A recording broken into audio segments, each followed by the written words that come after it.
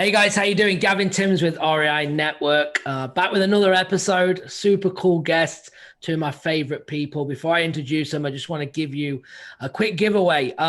We just completed, as I've talked about in other podcasts, our deal in Maui. I'm going to put together a case study on how we found the deal, exactly the numbers, how it all worked. So make sure you go to reinetwork.com/Maui, reinetwork.com/Maui, and get involved. Also, if you're watching us on YouTube, okay, make sure you like and subscribe. Same on the podcast, REI Network with Gavin Timms, and you'll get my other shows there as well.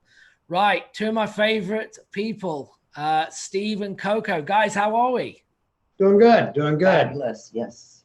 Good. Need some sunshine and 70-degree weather, but other than that, doing good. And that's what it is here right now as we're recording this. 72 today. Oh, must be nice. Yeah, it is. It's beautiful. You should. Come on. Rain. Told you. Yeah, what are we? Well, we're 31 today. Oh, brutal. I'm sorry. Well, look, I appreciate you coming back on. It's always good. I actually had someone bring you up the other day and said, when are you going to get Steve and his wife back on? Because they seemed to, we had a good laugh when they watched our last one. So that was good. I'm a serious type guy, Gavin. How could that happen? Exactly. And he's actually really funny because I wish I could have started the podcast 15 minutes ago. I was trying to actually get onto Zoom, right? Which is good because we're going to come on to that, right? In terms of you guys do a lot of deals, you're successful, we've been working together now for a few years. And it just goes to show, you know, technology is not the strongest thing, but you still get things done. So it's no excuses, right?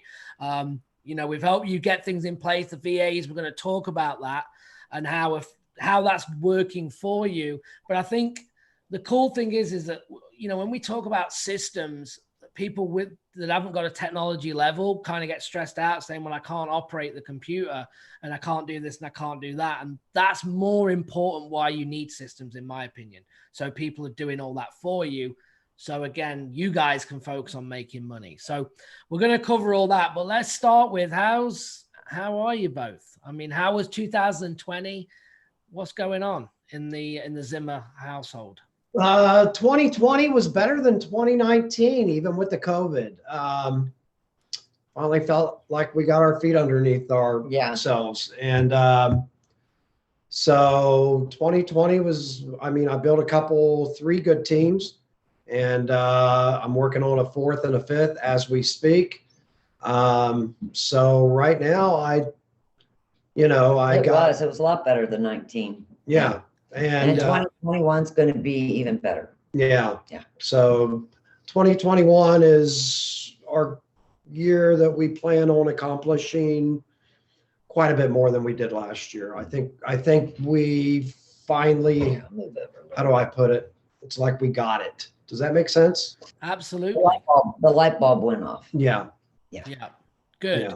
And we're going to talk about that because, I mean, you've had a great opener to the year. You got 5 contracts last week. You got one while I was on the phone with you earlier today. Yeah, today.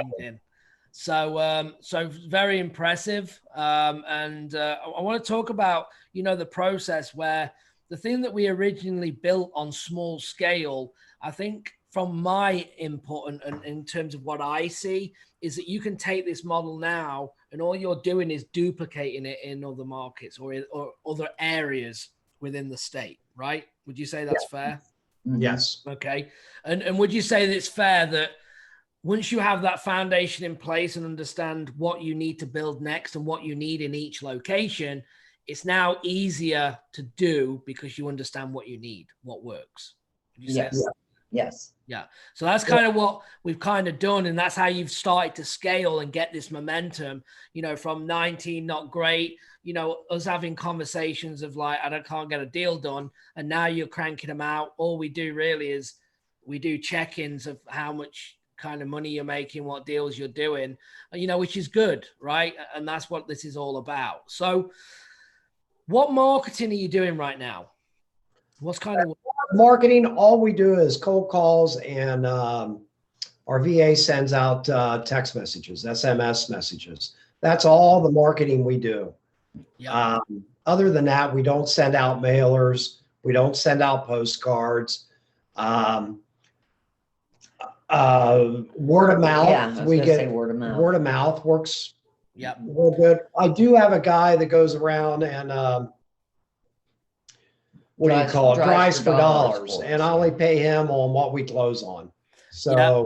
Well, on that though, you're still, that's a list, right? And you're still doing the cold calling and texting to that list, correct? yes, yes. Yeah. So the same as me, you're cold calling, you're texting. I know we help you kind of get your cold callers and your text or your admin. I know you kind of love your admin, your new admin. Well, not new now, probably what, 4 or 5 months, something like that. Mhm. What do they do for you? What does your admin VA do? That's Coco's side. Well, basically, we have a task list. He's got like 11 tasks daily that he has to do. Number one is to get on a phone call with us every morning. And then, of course, we have to keep Steve in check, and his priority is to get Steve's number for the day. Steve, yeah, he has to do that box or however he can get it. He gets his numbers. Then he does like SMS, email blast, call, that kind of thing. Yep. Sends out our contracts. And then there's a few others, like he looks for leads for us as well. Whether it be Zillow, PropStream, wherever, he's pulling a list of that daily too, to help keep our leads going. Got it. Yeah. So let me just touch on a couple of points here. So you're outsourcing your weaknesses. You're outsourcing, the lower dollar activities, right? Yeah. And what that's doing is it's allowing you to be more efficient, would you say? Yeah. Right. So what happens is Steve's on the phone. So Coco kind of, this is what I see, and you can correct me. Coco is like kind of oversees things that's happening, right? That Steve's doing what he needs to do. The VAs are doing. The communication is absolutely key, right? The communication every single day, right, is just, yeah, if you don't have the communication with the VAs, you might as well forget it, because they're going to go do what they want. They'll take advantage of the situation. They will. Yeah. But you need to know for your business, it's only just because they're in the Philippines or not, you should be meeting with your team every day. You need to be communicating with your team. And that goes to show with the results that you get. The same with us. We check in with every VA every day, twice a day. Twice a day, before and after the shift, and anything that they need, right? But they have to communicate at the start and at the end, okay? So you do that well. The other thing is, so when the lead comes in, Steve speaks to them. How do you get that information back over to the VA? We've had the VA make up a call list for Steve. So he's not really using the REI Simple list because he was confused on that, Steve and computers. Yeah. So there's a call list that the VA sends us every day. And so at the end of the call list, there's notes.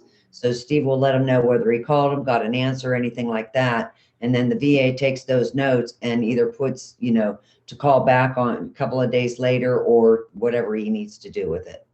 Perfect. Yeah. That's exactly how it should be. So Steve, you're not obviously great with technology, so we've removed that. REI Simple is the hub of the business. You're getting the VA to give you your task for the day, so you're out of it. You then go through them. You give them, the VA, the feedback on what the notes need to be, correct? And how are you doing that? Are you putting them onto the spreadsheet? Are you Voxering him? Are you, how are you telling him what his next task is? I'm actually typing it in my notes. Okay. I'll transfer my notes from paper, like on a seller.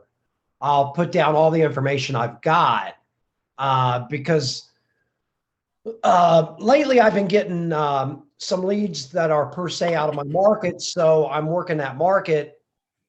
I'm trying to figure out the market. And I've got someone I'm working with up there here. In fact, we just Skyped each other or whatever we did here recently. But she's going to be my main runner up there. So what I'll do is I'll send her the information that I've got, and then my girl up there will go run the properties, take pictures, and come back to me. And let's say I make an offer for $80,000 and she comes back and says, Steve, you got to get this for 60,000 or less. Then I know where I'm going to be if I'm off. So that's how I go to my market through my other people. That's how I've always done it. I mean, I can look at PropStream, I can look at Zillow and all that stuff. But until you talk to the people in the know, I don't feel comfortable sometimes with throwing the lead. Okay. So we're going to come on to that. I'm going to jump back for 1 second. Okay. What about the VA? Yeah, the VA though, when you take the notes from the call, regardless if it's a no answer, regardless if the seller said go and pound sand, regardless if it needs to make an offer, whatever that is, how are you getting that back to the VA to get into REI Simple? You're typing in the notes and that's where they're getting it from, right? Yes. Yes. He gets it from that same list that he sends me. So it's an active document. Got it. Right. Yes. So yes. you're staying out the CRM. Perfect. What you could do, what you could do is take a picture of how, it depends on handwriting, how good your handwriting is, right? But if you've got decent handwriting, you don't have to actually update that document. You could just send him a picture of your notes and let him update it. If your notes make sense. So there's a couple of things about that. Number one, I don't know that his phone's really the greatest. Right. The VAs. Yeah, because he said something about it fell in the toilet. So who said that? The VA did? Yeah. Got it. Yeah. So he's been boxering, so I don't know if he got a phone back. I forgot to ask. No, but I know where you're coming from. It just seems like when I send him notes like that, I spend, it seems like an observed amount of time answering questions, and it takes him forever to finish that project because he'll say, is this so-and-so? Is this, Yeah, well, that's the handwriting side of it, right? That's why I was wondering. But if it's working, it's still making sense that you're out the CRM. Okay. So that's obviously the key. People, you've got to be out the CRM if you're going to make money. If you're not, regardless if you've got technology background or not, because while you're in there, you're not making any money. So the fact is that you've got leads coming in. The VA is telling you what to work. You're updating the notes on the spreadsheet. They're going to transition it back into the CRM. So they're keeping the business organized in the CRM, and then they're just feeding you what you need to know for that day, right? Yeah. Okay, awesome. So that's great. That's a big takeaway for everyone listening. That's why I wanted to just touch on that. Okay. And obviously, if you get the right VA with the right training, then you're not the one, obviously, and this is important for everyone to understand, is that you're not the one training the VA, right? I know Coco's done some work with them, but obviously my teams help train them. Right. Yeah, because they came from you and Rod. Excuse me, but we have a dog needs to either go out or get a snack. Go ahead, Steve. We got them from Rod and you and Rod. Our phone caller I love this guy. He is so good. But yeah, they both came from your organization. Yeah. So yeah, it's awesome. I love it. It's good, but I think people they get so hung up with this training stuff, right? And if you can put the right processes in place, I know we help you, but still the right processes, people that need these people that they're so efficient, they bring in so much money for the business when they're good. That's why for $5 an hour, it's just mind blowing to me. I mean, I have probably 7 of them that work with me. And yeah, the $5 an hour, and they just bring in so much money. It's great. And so I just, again, for everyone listening, just want to get that out there. So now you've already touched on this. I'm going to come on to what you were saying. Your model is very much the same as mine, nearly, right? In terms of the things that are the same is that you're in the business more than I am, right? But you are not going and seeing houses. You are virtual. You are working from home. You don't go and get pictures. You don't go face to face with the seller ever. You're not doing any of them things the same as me, right? And that's kind of, is that? I do when I need to get out of the office because Coco and I are stuck here 7 days a week, 24 hours a day. So sometimes Coco needs a break. So yeah, like a week ago Saturday, my buddy up in town about 2 hours away said, "Hey, I'm going to show this house to a seller." He said, "But by the way, he's got this little pub and they got the best chicken wings I've ever had." I said, "Well, I got to go with you then." So then you can so I ran up there. Plus, I picked up a check. So yeah, I ran up there and so every now and then, just to get out of the house, just to go do something. And I came home 6 o'clock at night, left at 10, got home at 6, and Coco said, "I had a great day." That's awesome. Yeah. Okay. So, all right. So you pick though. You don't have to go. You just choose to go to get out the house. All right. Oh yeah. Yeah. Heck yeah. Yeah. And what is also important though, when we go into virtual markets, exactly the same way as me, is that we can analyze through PropStream and Zillow, and we can do them things, right? We can look at active zip codes. We can look at where buyers are buying, where are the cash buyers buying, who's there. We can find out the wholesalers on the ground. We can do all that, but there's something to be said about inside information. And what I mean by that is people on the ground that are actually doing this, that we're partnering with to get your information from that's actually working, right? Because I can go and look at cash sales, let's say in Alabama, and it might put me in the hood, right? Where it's not really a cash buyer. Anyone's buying. These things are $3,000, $4,000, $5,000, $7,000, $8,000.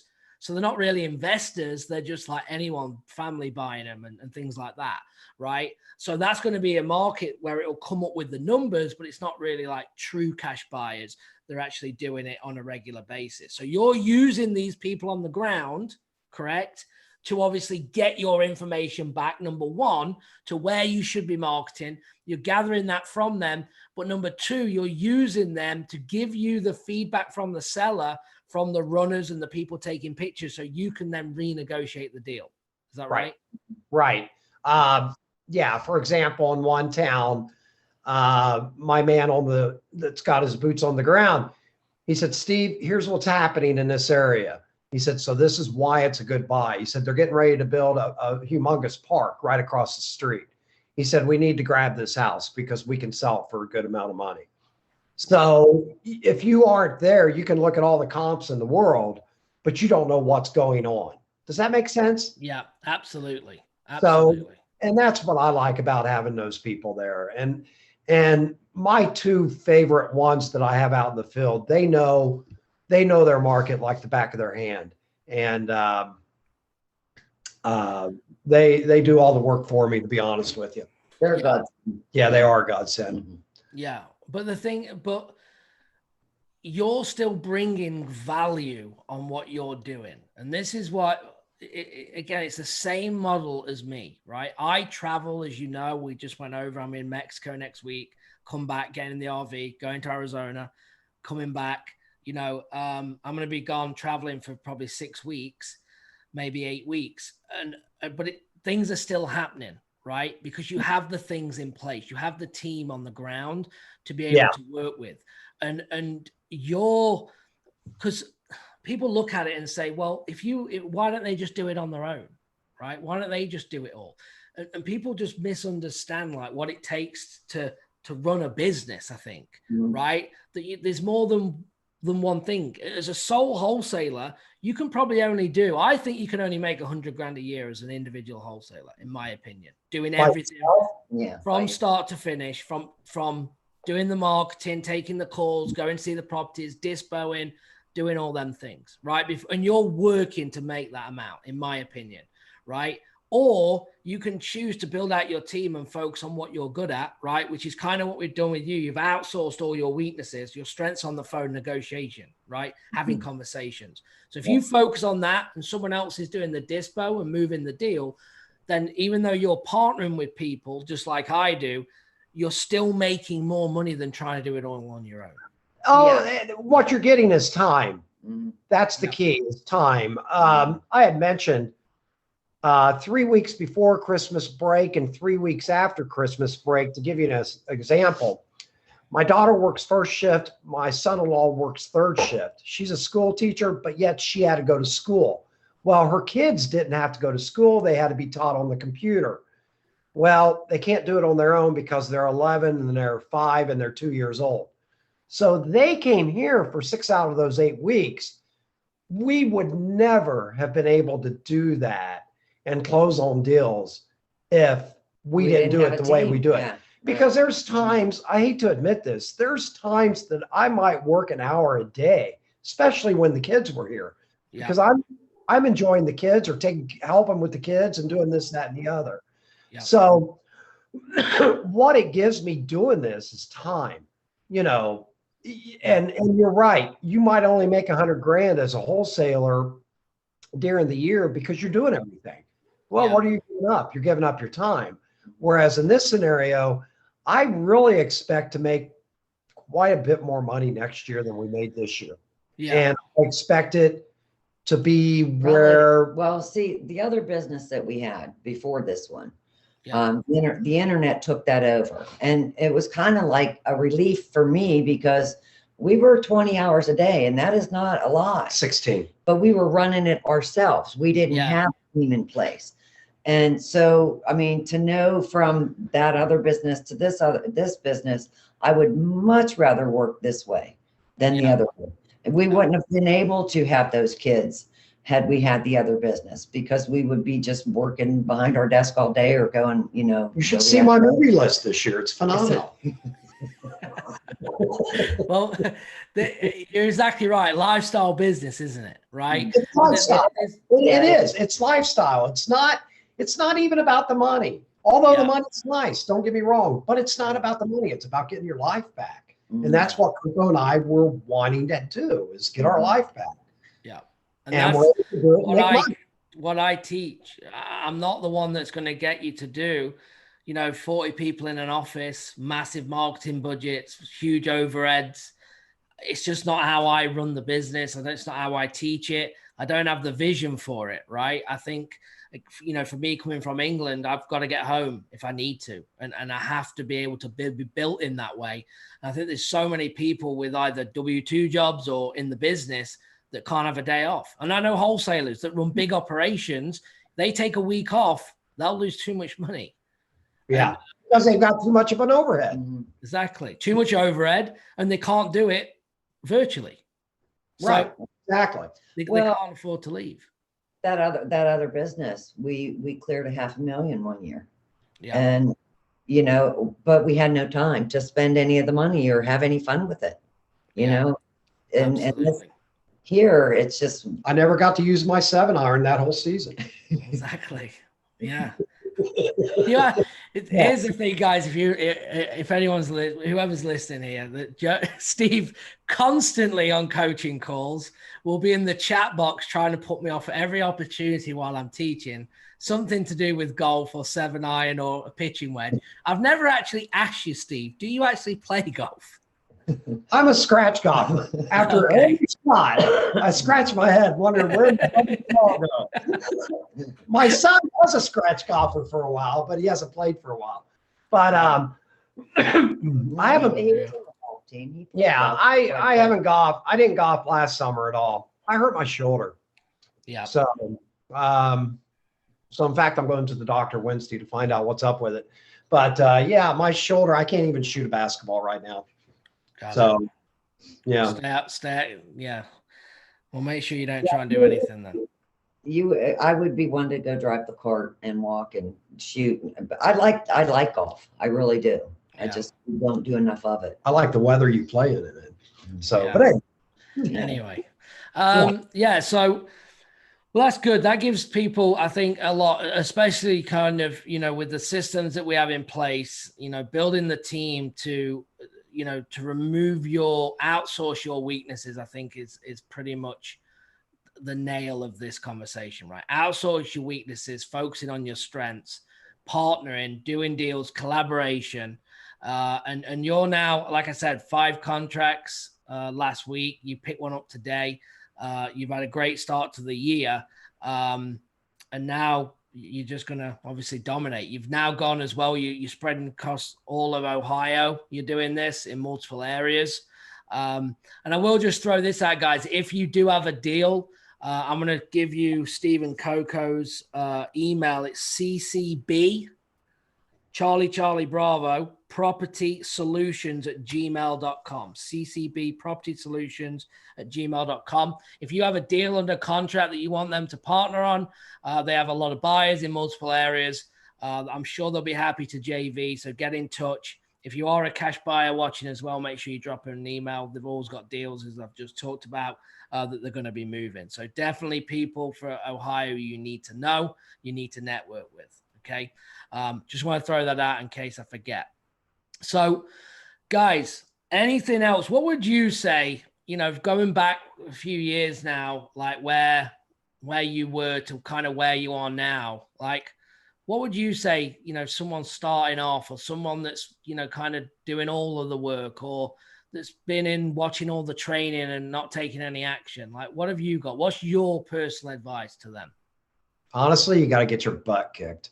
I know that sounds stupid, but I think if you get your butt kicked, which I did for quite some time, and you just plow through it and you realize that, you know, it eventually does grab hold.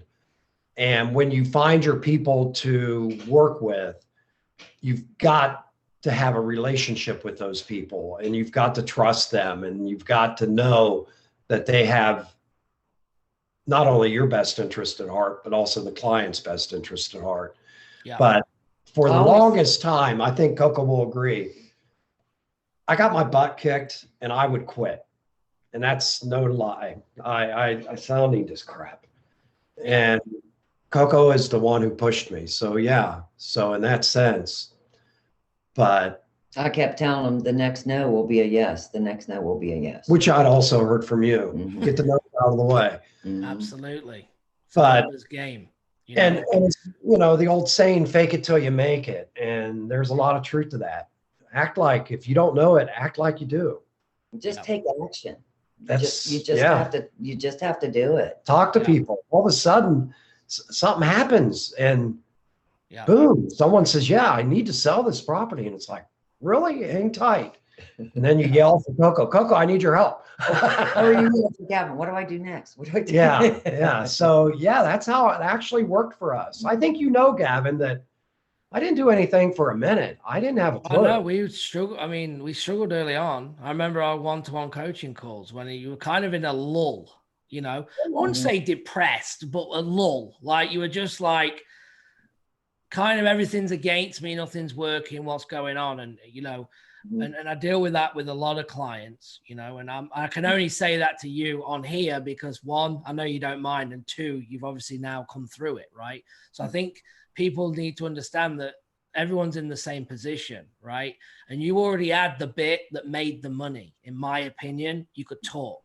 So if we could get you to focus on that, which was what the goal was, and get all this other nonsense about trying to get on the computer and being in REI and knowing all these things, like forget all that. If we can take care of that and you can focus, you're going to get deals done and building relationships.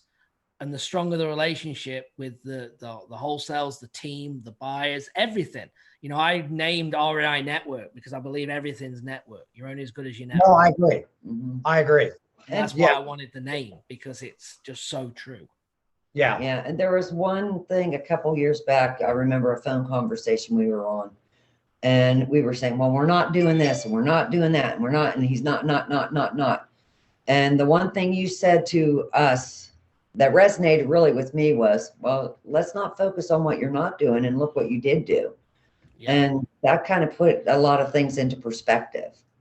It really did. Start focusing on what can go right instead of what can go wrong. Exactly. Yeah. So, you know, we've made great strides in that. So thank you. And if there's anything I lack is I don't work as hard as I should, but. Yeah, but we're all guilty of that. Like, I am the same, you know, when I'm going here, there and everywhere and the business is doing well, but I could always be doing more, you know? And I just think that's natural. But at the same time, look at what you've built to where what you're trying to do, what you're trying to achieve. And that's the key. Yeah. Yeah. I had a good friend that had a business and he made $100,000 on a house. And he was so excited. And then he started thinking, that's going to cover my overhead for 3 whole months. I've got to find more. Yeah. And that's when he downsized, Yeah. and he took care of himself. And I know, Steve, I'm in masterminds, right? And I wouldn't plug anyone's name, but I see it all the time, and it's bad. And like for me, like I see it the high level when they're going, we got to do. I've heard people say I got to do 35 deals this month to break even. right. I don't want that. That's ridiculous. That's mad. I need to be profitable from deal one. That's the way I look at it. Deal one has to be profitable. And then everything else, profit. And it's all about what you're putting in your pocket, right? And that's what matters. And there's no like pounding chests about it and giving it how many millions gross you do. That's all good, but how much are you putting in your pocket? That's what we all want to really know. You know? Exactly. So no, well, look, I appreciate you both. Appreciate you getting on. And you know, I just think people find you super real, and I think it's good with kind of the networking stuff and the outsourcing and just listening to you is super important. So I appreciate it. And yeah, anything else before we get done? Oh, I don't know. I miss you. I miss you. Yeah, it's good to talk with you guys. If you're interested in working with us, go to reinetwork.com/coaching, reinetwork.com/coaching, and we'll get on the phone. And guys, I will see you on the coaching call Tuesday, and we'll go from there. Send us some sunshine. I will. I'll try. All right, guys. Appreciate you both. Thank you. Bye-bye. Bye-bye.